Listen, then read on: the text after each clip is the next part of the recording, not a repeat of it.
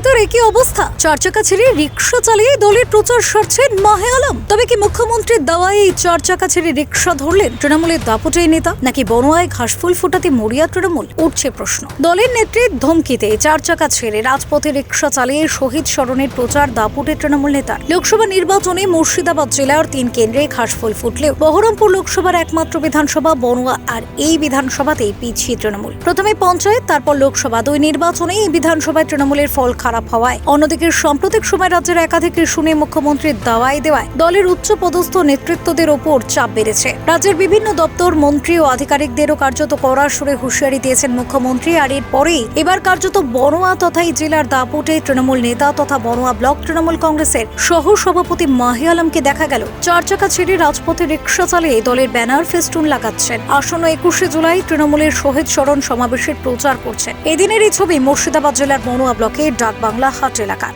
দেখুন, আমি তো একজন দলের কর্মী হিসাবে আমি দলের কাজ করতে ভালোবাসি। কখনো দেয়াল লেখন চুন দেওয়া থেকে শুরু করে কখনো ব্যানার টাঙানো, কখনো পোস্টার টাঙানো, এ কাজ আমাকে সারা মাসে আপনারা দেখতে পাবেন দলের কোনো না কোনো কর্মসূচিতে। আমি একজন দলের কর্মী হিসাবে, দলের একজন ওয়ার্কার হিসাবে আমি সবসময় এই কাজটা করতে ভালোবাসি। ঠিক একইভাবে আজকে বড়ুয়া ব্লকের দক্ষিণে যে 6টা জিপি রয়েছে, সেই 6টা জিপিতে ইতিমধ্যেই আমরা দলীয় ব্যানার ফেস্টুন আমরা পাঠিয়ে দিয়েছি। প্রত্যেকটা বুথে এবং প্রত্যেকটা অঞ্চলে সে লাগানোর কাজ চলছে। আজকেও বড়ুয়া দক্ষিণের বিভিন্ন প্রান্তে সকাল থেকে হোর্ডিং লাগানোর কাজ শুরু হয়েছেন। কারণ 21শে জুলাই কি হয়েছিল সেই দিনটাতে, 1993 সালে মমতা বন্দ্যোপাধ্যায়ের নেতৃত্বে রাজভবন অভিযানে গিয়েছিলেন আমাদের তৎকালীন বামপন সরকারের গুলিতে তৎকালীন 13 তাজা যুবককে গুলি করে হত্যা করা হয়। তারপর থেকে মমতা বন্দ্যোপাধ্যায়ের নেতৃত্বে 21শে জুলাই পালিত হয়। তাই 21শে জুলাই দিনটাকে আমরা বিশেষভাবে পালন করি।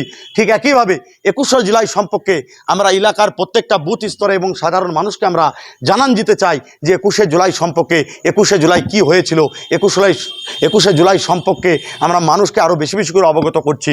এবং এই বড়ুয়া ব্লকের দক্ষিণ থেকে প্রায় আমার সঙ্গে 1,500 লোক আমরা 20 তারিখে রাত্রে আমরা রওনা দিয়ে দেব। আপনারা ভিডিওতে আমাদের মিছিল দেখতে পাবেন এবং আমরা ফেসবুক লাইভেও আমাদের মিছিল দেখতে পাবেন। যে 21শে জুলাইকে কেন্দ্র করে যে কর্মীদের একটা আবেগ, প্রতি আমরা যখন সারা বছর দলটা করি, আমরা সারা বছর একটা দিন আমরা তাকিয়ে থাকি যে কবে 21শে জুলাই আসবে। 21শে জুলাই দিনটা এলে আমরা শহীদদের স্মরণ করি, আমরা শহীদ তর্পণে যেয়ে সেখানে মানুষের জমায়েত হয়, সকলকে একসঙ্গে নিয়ে গিয়ে আমরা সেখানে জমায়েত হয় এবং আমাদের নেতা অভিষেক বন্দ্যোপাধ্যায় এবং আমাদের নেত্রী মাননীয় মুখ্যমন্ত্রী মমতা বন্দ্যোপাধ্যায়ের যে দিক নির্দেশিকা সেটা আমরা শুনে আসি। আবার আমরা এসে এলাকায় মাঠে ময়দানে দলের কাজে যুক্ত হয়।